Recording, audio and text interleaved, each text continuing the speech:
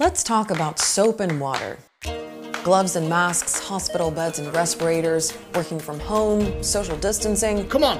But in a slum, a refugee camp, or a war zone, it's just not realistic.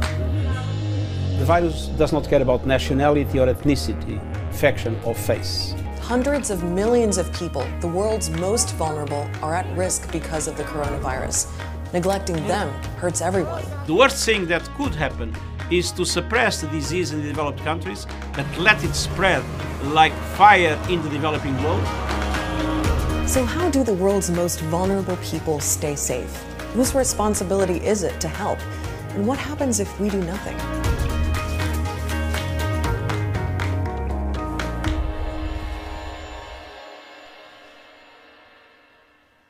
This pandemic is tough. We're losing people we love, millions are out of work, most of us are still under lockdown. We're all adjusting. But in some parts of the world, the coronavirus will make an already hard life unimaginably harder.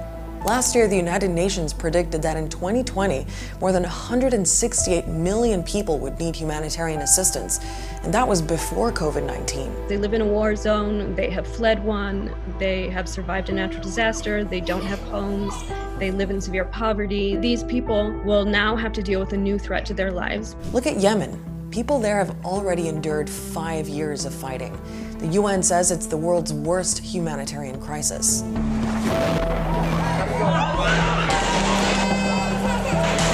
24 million Yemenis depend on aid to survive.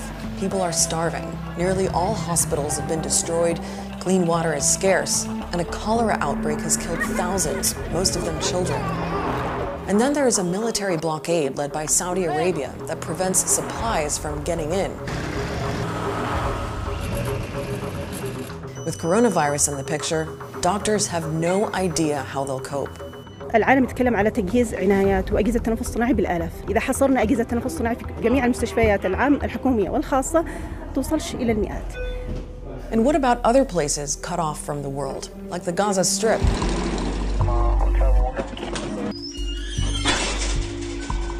Some thought the blockade of Palestinian land might protect it from COVID-19. But the virus still got in. In March, Israel sent 200 test kits for nearly 2 million people. And then there are all the people who've had to leave their homes because of conflict, disasters, or to find a job. Many now live in camps. The UN thinks there are about 70 million displaced people around the world. That's roughly the entire population of the UK, and that includes more than 30 million children. In Syria, millions were already displaced because of the 9-year war, and they're still running.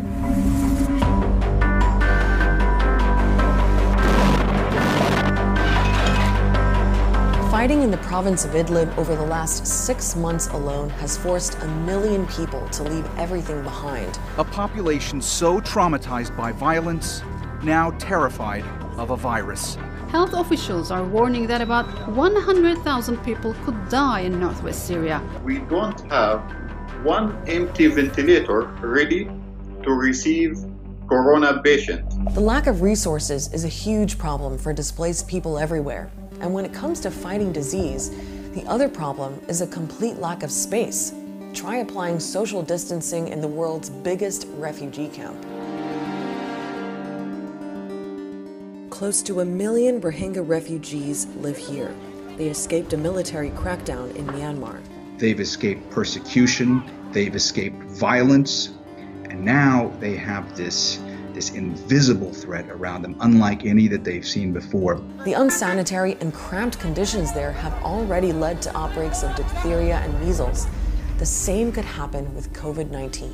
We've seen how this virus has spread on cruise ships, even in luxury situations. Imagine how fast that disease will spread in a camp where people are pushed together. The International Rescue Committee did the numbers.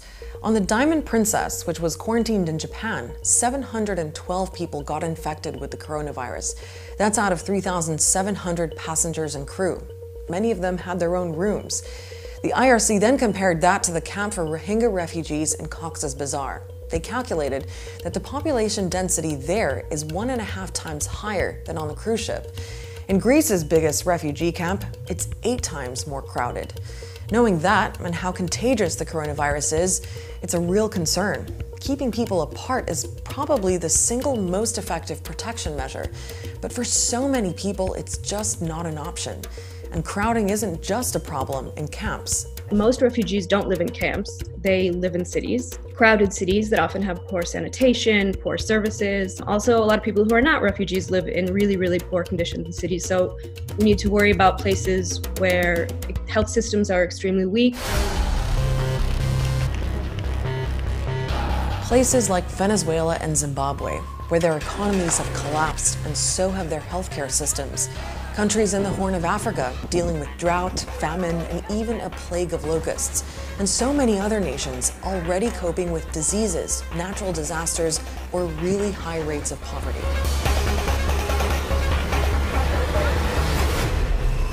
So what do we do?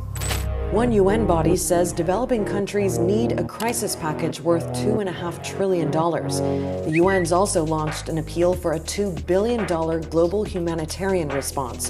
The IMF and World Bank have pledged $62 billion in loans for low-income countries. And there's growing pressure on the G20, the world's richest nations, to relieve debt owed by poor nations and to share some of their wealth.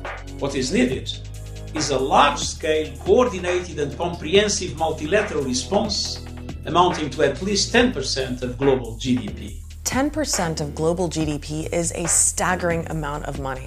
You're looking at least $8 trillion to save lives and protect economies from collapsing.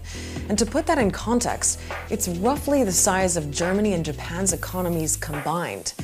But the experts say that to fight epidemics, a properly funded global response works. The world pledged millions of dollars and came together to fight the spread of HIV, malaria, and more recently, Ebola. At the height of the Ebola outbreak in Congo, we were tracking and tracing and visiting 25,000 contacts every day in the middle of a shooting war.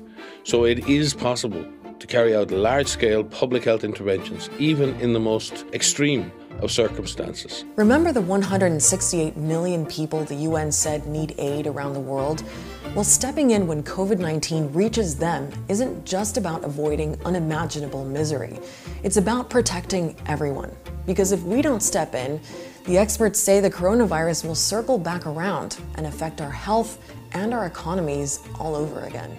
It would be a smart strategy for every developed country just to spend a little bit of their money on dealing with this problem in the most vulnerable places as well. Let us remember that we are only as strong as the weakest health system in our interconnected world. The point they're making is, it's a pandemic, it's global, so we have to fight it together. We don't know when we'll be back on the Start Here set, but not to worry. We're still going to be bringing you more episodes any way we can. In the meantime, our website, aljazeera.com, has all the latest on the coronavirus pandemic. I'll see you next week.